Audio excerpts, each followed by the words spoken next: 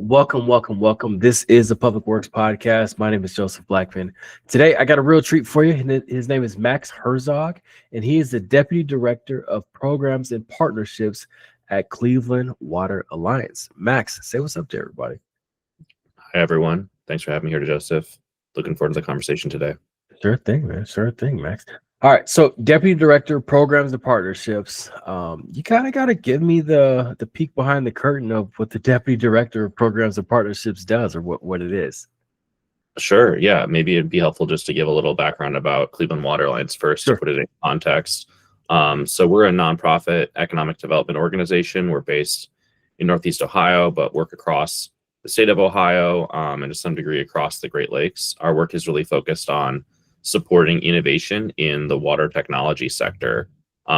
So our role as a nonprofit is to help the researchers, startups, and established industrial leaders developing the next generation of water technologies, validate those technologies, and help bring them to market.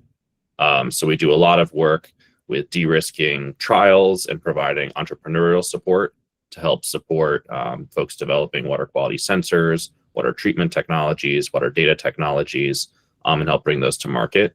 And we also have a regional economic development mission. So we do a lot of work partnering innovators with regional stakeholders, be those utilities, natural resource managers, or industrial leaders, to help meet those stakeholders' innovation needs and also help to anchor the people who are developing these solutions in our region for economic growth. Nice. From my layman terms, it sounds like a cool incubator, like a Y Combinator for startups in the water side of things, which for those on the water side, it's cool to hear, because how much support do we really have out there? And it's cool that you guys kind of put it together like as a program and also like a pipeline of water solutions. What would you say was the impetus for starting such an alliance or starting such a program? Like, why doesn't every state have one of these? And what made the Cleveland Water Alliance start up? For sure. So this started, Cleveland Water Alliance started about 12 years ago as an organization, 11 years ago.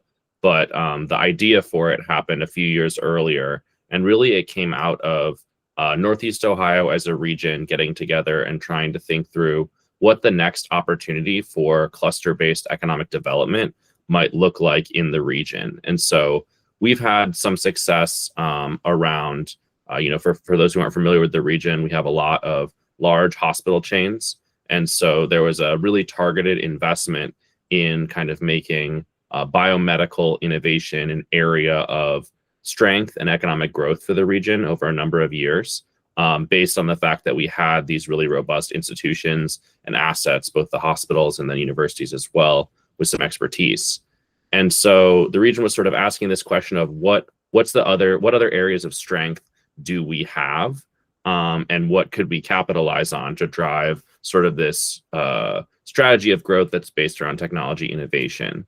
And they conducted a regional economic development study and identified water as one of a few different areas that were of particular opportunity for us, aerospace, advanced materials, and other things being, other focus areas. And so Cleveland Water Alliance was formed to really capitalize on the water element of that. And, our strength in this area really comes from our Burning River history, as I think a lot of people, maybe if they've heard of Cleveland, they may know, our history of the Cuyahoga River burning due to industrial pollution and how that was one of a number of events that sparked kind of environmentalism as we see it today, and the creation of the Clean Water Act. And, as a result, we have utilities that have made really significant infrastructure investments, industry leaders who develop solutions, engineering providers who have a lot of expertise. And so we have a pretty deep bench of capacity and innovation in the region around water. And so Cleveland Water Alliance is really created to try and bring those different things together, from the academic side, from the private sector side, from the public sector side, and to leverage that to make us sort of a hub for water innovation. Sure. What's usually like I would say, daily marching orders? Like you're the director of programs or partnerships. Are you trying to find companies out there? Are you trying to find utilities or agencies out there? Are you trying to find other let's say, just community groups to whether you help out or get the word out? Kind of like, what's the marching orders, or wake up in the morning, you start doing XYZ to know that you're doing a good job. Yeah, absolutely. So a lot of our team wakes up each day and does what we would call like deal flow. Our innovation team scouts companies across the world. A lot of folks come to us now since we've cemented our brand as sort of an international innovation hub. And they talk to folks about the solutions that they're developing, a treatment system, a new AUV, whatever it may be, and try and understand, what's the niche this technology is trying to fill, what's its maturity, what are these companies' needs, and really providing some sort of entrepreneurial mentoring to help the companies understand what their next steps might be, and also then trying to pair them with services that we offer or our partners across the region offer to help them take their technology to the next level. A lot of what that is setting up trials for technologies, either in the environment or with a utility or industrial end user to kind of enable them to demonstrate their technology in its intended use case, potentially identify a first or third or fifth client, and really work to scale from there. In my role as Deputy Director of Programs and Partnerships, I do a lot of the kind of behind the scenes conversations with some of those institutional stakeholders. So talking to utilities and talking to natural resource managers, research institutions, industry partners to learn about their innovation needs, to learn about the assets that they have that might be able to help support innovation in water technology, so that when we have a company come to us and say, we have this and such solution to address this contaminant, we know internally, this landfill or this metal plating company might have a solution or might have interest in that solution. Or when we see a new water quality sensor, we know, this research reserve or watershed management organization may have interest in that, and trying to connect the dots there. So that's kind of the partnership side. The program side is, kind of helping to go after grant funding to fund more higher touch trials and broader partnerships. So we have sort of our plug and play, what we call water accelerator testbed, where we have a deployed network of buoys and sensors across the region that we use to deploy new technologies and trial them. And I work more often on the industrial side, with industry, with agriculture, and utilities, other stakeholders that might need more resources. There may be more liability involved in a trial or a project. And so working to source the kind of more intensive resources required to execute those sorts of projects. Yeah. To somebody on the outside, they would think that, wouldn't these industrial companies, these agencies, these utilities already be looking for new and innovative companies? And then also, wouldn't these innovative companies be looking to do trials with said agencies and utility or industrial companies? And let's just say at a rate that's favorable to both parties, not necessarily full boat, but something where both can have some buy-in and see if it actually works. So, and I'm playing devil's advocate here. Where does the Cleveland Water Alliance come in? Because shouldn't they both be looking for each other already, and that match already be made? Yeah, no, it's a really good question. And I think, theoretically, you would imagine in a free market where everyone is connecting, everyone knows their needs, everyone knows their end users, and everything happens organically, perhaps there wouldn't be as much need for some of our services, at least. We definitely have institutional stakeholders that are very active in scouting for solutions. We generally find that it's hard for folks to be as active as we are because it's our main business. So, they may be looking at the solutions that come to WEFTech, for example, in Chicago or in New Orleans, but they might not be going to Aquatech in Amsterdam in the Netherlands, or going to Singapore Water Week that Singapore PUB puts on. And so, we cast a wider net than a lot of folks are able to, because it's not their primary practice. And then also, we have a lot of experience in kind of helping folks really define their innovation needs. Sometimes end users haven't fully thought through exactly it is what they're trying to find, and we can help support that as well. And then in terms of the innovators coming to those end users, that's certainly something that happens, and lots of people are able to make their own direct sales or set up trials without our help. But honestly, it can be in some ways a barrier to innovation, the fact that there are so many companies out there that are calling a utility and saying, I have the next best thing that you need. And so we can sort of serve as this trusted validator and in some ways gatekeeper to say, we've had in-depth conversations with this stakeholder, perhaps a drinking water utility. We know that they're looking for a technology that could detect buried lead lines without breaking ground. If we see someone that's developing this sort of technology, we know to pick them up and bring them into the conversation. And because our utility partner knows we're not going to just bring anyone with another digital twin for, whatever it is that they've seen many different kinds of iterations of the same solution to the table, they may have interest in having that conversation with a little more seriousness than if it was a cold call from someone they don't know. And then I think the other piece we provide is really sort of being someone that tries to keep an eye on all of these different stakeholders and also different programs that are out there, not just our own. And so if an innovator comes to us, they might be thinking that they want to sell to a wastewater utility, but our innovation team, who sees hundreds of companies every year, and we have these conversations with utilities, may say, you know what, I think actually this industrial profile might be a better fit for your solution, and here's someone you might want to talk to. Or saying, I don't think this technology is mature enough yet. You might want to apply to this accelerator program that's tailored to your needs to take you to the next level before you're ready to do a field trial. And so that's sort of, it's that middle connecting piece, and also that piece that through those connections and those conversations, we get this kind of bird's eye view on the market and this understanding of all these different profiles. Because when we talk about water, often people say the water industry, they mean just drinking water. And then, the wastewater industry is just wastewater, but those are just municipal. What about industrial wastewater? What about surface water management? And we try and play in all these different spaces and keep perspective on all those different areas. So we can serve a lot of different innovators and stakeholders.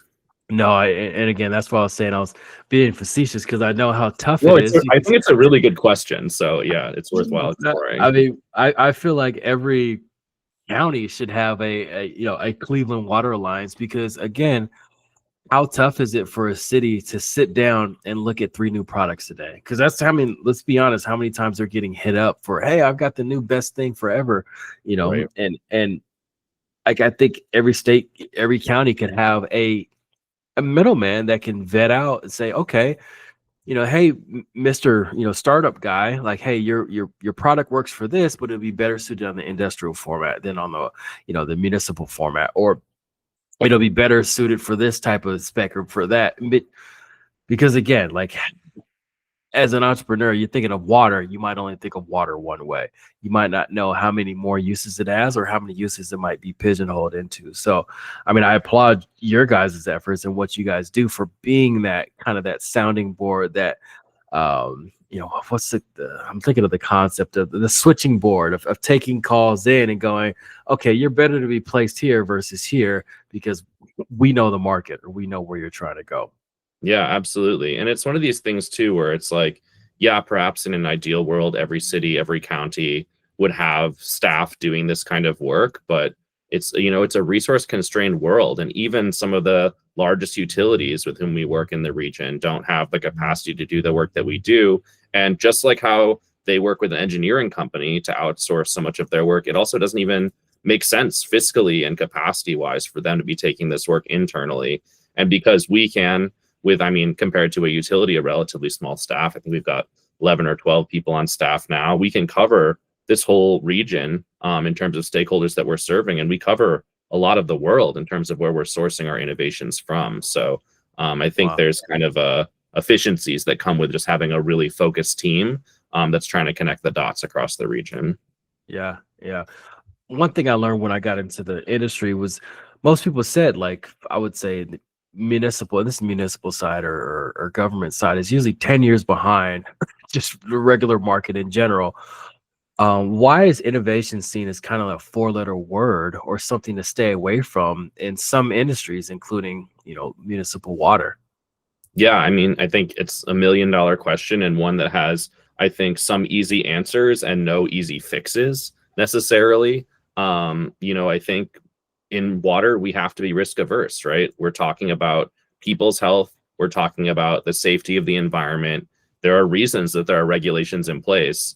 And it's because there are past versions and current iterations across the world where, we're not protecting people and economies and environments the way that we should. And so making sure that, drinking water really is safe, that effluent really is safe is so paramount. And, being regulation driven is really important in that regard. There are certain challenges, in areas where perhaps specific technology is designated as the requirement versus a water quality threshold. Perhaps that could be changes. There are changes in regulation and policy that could more easily enable innovation, but there's still this sort of necessarily risk averse approach that makes it challenging. And I think it's one of the reasons that we often see, more innovation in some ways on the wastewater side versus the drinking water side. Because when you're talking about what comes out of the tap and someone has to consume, that is such a sensitive question, right? Yeah. One that is people care so deeply about, and any failure or perceived failure around water quality, maybe it's just an odor issue, can compromise trust in really significant ways. Whereas obviously wastewater still very important to have, safety and environmental safety and all of this, but maybe a little less scrutinized by the public. Yeah. I never thought of it. That's pretty cool. Sorry, go ahead. But that's, interesting way to put it. I'll say, I think that where folks like Cleveland Water Alliance and my organization can come in is trying to help this very risk averse market kind of de-risk the trialing and adoption of technologies. And again, the way we do that a lot of times is through pilots. And there are different ways that can be done. Having that trusted entity to validate a technology to some degree in advance, to really understand that they're meeting the targeted need, and then working with the end user to develop, here's the discrete use case where it's going to be trialed, in a controlled environment with a side stream or on a buoy next to other sensors that can see how it's performing and these sorts of things. And then, we also over time have built up some legal infrastructure that includes insurance and indemnification agreements for both the innovator and for the end user that can help make things a little easier for folks to try out. And then I think another piece is the way we approach these conversations. It's really, does this seem interesting to you? Do you want to see how it works? There's no commitment to purchase the technology on the other end. There's no contract with the innovator to say that they will. And sometimes we have to turn away a lot of folks who are developing technologies who are really just purely looking for sales, because at the end of the day, what we're trying to find are those folks that are developing something new and really want to see, does it work? Why doesn't it work? Break it this time. Why did it break? Come back again, break it again, really iterate to get to the point of commercialization. And so it's playing in that space, trying to de-risk the trials and really focus on how do we advance the innovation that I think we're able to get some of these risk-averse stakeholders to say, we're just interested to see how this works out. We want to see what happens. If it does work out, perhaps we'll adopt it. But if not, it's low risk from a financial perspective, and it's being trialed in a way that it's not putting environmental compliance at risk. Sure. No, and now I just to kind of regurgitate where you're saying, it makes so much sense that the risk lies. People think that the risk lies in, let's say, City of Gotham, right? City of Gotham, it brings on this new sensor that's supposed to make sense whatever PFAS is in the water, right? If that sensor doesn't work, they could potentially be harming the elementary school down the road. And now the City of Gotham is going to have the Joker, running loose. But the perceived risk is that it'll cost them, let's say, $20,000, and it won't work out. And so when you de-risk it, taking that part out of it and saying, hey, we're just going to try it, like you said, on a side stream of something that's kind of negligible, won't impact anybody or anything. Try it out and see if it works. And then one thing I love about it, because I'm on the private side, on the company side, is that if it works, I can kind of fly that flag and say, hey, I did business with the city of Gotham. We did this trial for this many days and it did this and they were happy with it. It's okay if I didn't get money from it. Now I can say I have a working model, because how many innovators are in their garage right now testing something out and it's not a real environment to where they know it actually works or not. In theory, it might work, and the test facility it might work, but you never know until it gets out there into actual, to a live atmosphere for it to, to prove its point. Yeah, I think that's exactly right. And I think another piece of another value that comes from doing that real world trial is, even if, the utility isn't committing to purchase your technology, they have interest in it, and they may tell you, hey, here's why we think it didn't work. Here's how it didn't work, or here's how it could be tweaked to better meet our needs. And so you get this kind of really conversational and collaborative voice of customer to inform, your development and your path to market. Yeah. So that's pretty cool. The innovator's dilemma. I want to ask how much the innovator's dilemma, meaning you come out with the product or a service and there's no competition because you created it, you started it, you came out with it. How many times have you seen that somebody's came up with this cool product service, but there's no product market fit? Meaning like it solves something that nobody had a problem with, or it's doing something that nobody really cared about, or you think it's a bug, but it's actually a feature. Yeah, we see this all the time, constantly. And I think one of the reasons that our model works is that it's so end user focused, so that we have a sense of where is their actual market demand. I think, like you said, you see, your garage inventor or your researcher that has come up with something, truly novel and really interesting, but it may not, we call it often like a solution searching for a market, right? Like it's a technology that does something, but for whom will it do it and who will pay for it? And, sometimes it's honestly tragic because folks have really invested a lot in creating this. And some of these technologies are really cool and have the potential to be transformative, but there's just no clear framework for implementation and scale within the way that whatever the market is structured. So we have to have some hard conversations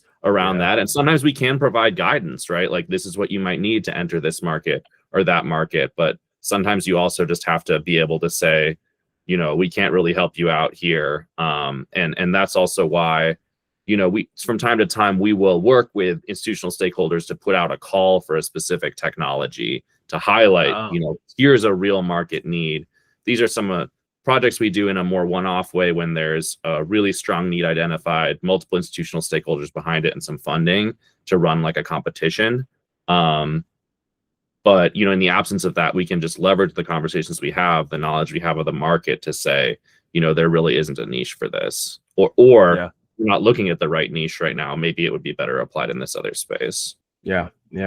Can we run through some wins, maybe one or two wins that you might have seen? Maybe a company, a guy rolls in from 30 years in his garage. He's a mad scientist and he pops up with a solution, and then he sells it to the federal government and makes $1 trillion. You got any wins like that? Not quite like that for sure, but we definitely have some projects that we're excited about. One that I'm working on right now is in the agriculture space. So here in Ohio, we have a lot of concerns about nutrient runoff from agricultural farms. So this is fertilizers or animal manure spread as a soil amendment.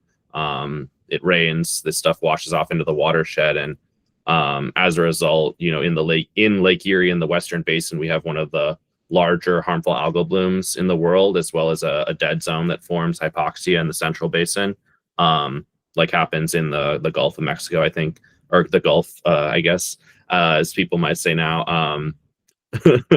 Folks are maybe familiar with that phenomena. So, the state has invested. We've worked closely with them on innovation challenge around identifying technologies that can help with nutrient mitigation on agriculture, or in agriculture. And right now, we just wrapped up a trial with a technology that's being licensed by a company here in Ohio that claims to be able to treat manure lagoons on dairy farms. So all of this manure coming out of these, feeding operations where cows are housed and raised. It's full of nutrients. And the way that farmers manage it right now is they spread it on either their fields or they sell it to their neighbors, because it's a huge volume of wastewater that they can't discharge.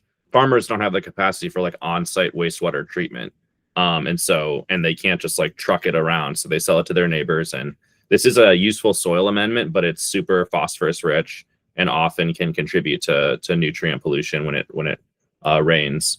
And so this technology can treat that manure, and it's supposed to basically rupture the biological cells in the manure and knock out the phosphorus so that the manure can still be applied, soil amendment, but it's not exceeding those phosphorus limits. And the long-term goal is to be able to capture that phosphorus from the sediment at the base of the pond and resell it as like a soil amendment that can be more easily transported off-site because it's solid. So that's been a really cool project, because we got to work with the state and with the US EPA, Ohio EPA and US EPA. We just did 3 trials this summer on farms, and we're waiting results now from a local university, Heidelberg. So that's kind of a bigger project that we get to do. It's like when there is specific funding for something, we can kind of go a little bigger. It's not just sensors or data. It's actually like treating conditions. Another example, we've been working for a few years now with a South Korean company that has a technology for on-site generation of hypochlorite, which is regulated disinfectant required in most drinking water treatment processes. And so we've had that pilot now up and running, I think, for about 8 months. It's been a years-long process, and I've been working on it as directly. But what this technology should be able to do is enable our local drinking water utility, that's the utility that's trialing it, to generate this disinfectant on site, so save money for purchasing. But it has a bunch of interesting co-benefits where it's like now this disinfectant doesn't need to be transported on trains, which can be high risk. I don't know if how much people outside of the region are familiar with the train crash that happened in East Palestine, Ohio. That was Ohio. Okay, I was in Ohio, so train lines go lots of places. They carry lots of chemicals, so getting some chemicals off of trains is always positive. And then they also have the ability to. This system should be productive enough to produce excess disinfectant that they can sell to utilities across the region. So there's a profit center there for the utility, as well as some increased resilience for the region. So there's just examples there. Those are solid. What's like the usual pat on the back for Cleveland Water Alliance? Like, do both parties, meaning the innovator plus the utility, come to you and bring donuts or cookies and balloons, or like kind of where do you guys get your kudos at? I think it's really just seeing that folks are excited about the solution. I think on the innovator side, seeing that folks have learned something and are really excited about where they're headed is always really rewarding. A lot of these folks, it's a long path to market in the water industry. It's really a challenging road. And so having folks that are there, to back you up, to help you navigate things, and really get you some experience and support that you wouldn't be able to access otherwise, we've seen be really rewarding. And then on the side of our utilities and other institutional stakeholders, it's just really awesome to see, their operational or program staff get super excited about something and be like, I really want to see how this works. Like, if this works, it would be so cool. And on the other hand, also, it's kind of fun to see them be skeptical and be like, I don't think this is going to work. I wonder if this will work, because, if they get proved wrong, that's doubly exciting for them. And if they're proved right, that's really helpful insight for the innovators. We kind of want those end users to be like, this is why it won't work.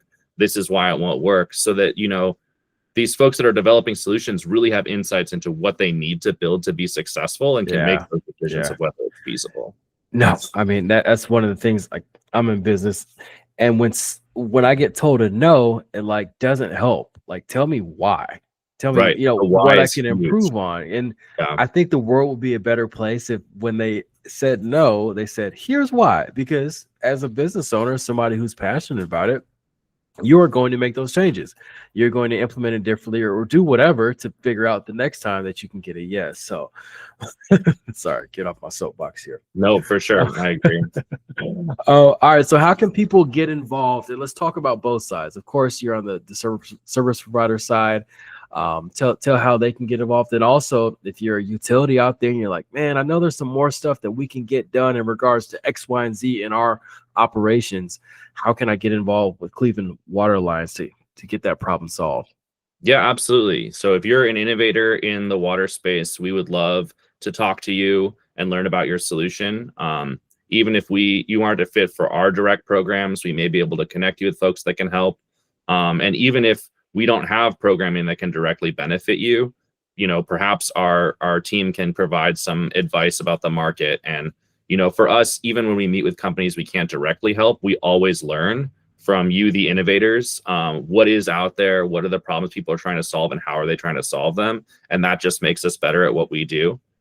So encourage you to reach out. On the institutional side, the utility side, we have a couple different mechanisms for helping you find solutions. We have some newsletters that we circulate internally with institutional stakeholders, and depending on your level of engagement, we may be able to do some more targeted scouting and matchmaking as well. And so, for folks on either end, encourage you to reach out to me on LinkedIn, Max Herzog. That's a great way to connect, and I can make sure that I'm sort of forwarding you around within the organization to the right people to have those conversations.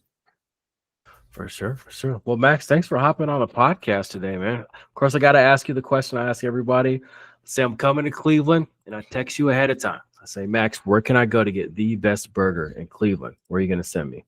See, I had to think about this a little bit, and I feel like I may, stir up some dust here in Cleveland by giving you an answer, because I'm not the biggest burger person, and so I might be like leading you astray a little bit. But over here on the near west side where I'm based, there's a place called Hex, HECK''S. Okay. And it's been around for quite a long time. They got great burgers. They got great sandwiches, entrees, and desserts. It's kind of, it's Americana, but a little upscale, not too pricey though. Yeah. So, and they got some good cocktails as well. So, not too shabby. Hex it is. All right. Well, Max, thanks for hopping on. I'll definitely put all your stuff in the show notes. And any final words before we get out of here? No, thanks so much for having me, Joseph. A really great conversation. Folks listening, hope you got something out of it, and feel free to reach out if there's any way we can potentially collaborate. Happy to explore that. All right. Sounds good. All right. This has been the Public Works Podcast, and thank you everybody for tuning in.